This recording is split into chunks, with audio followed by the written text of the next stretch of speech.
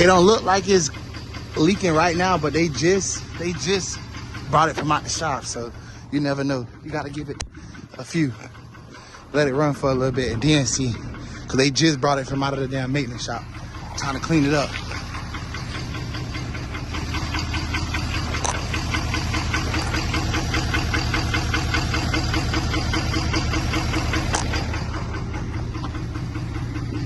But other than that though,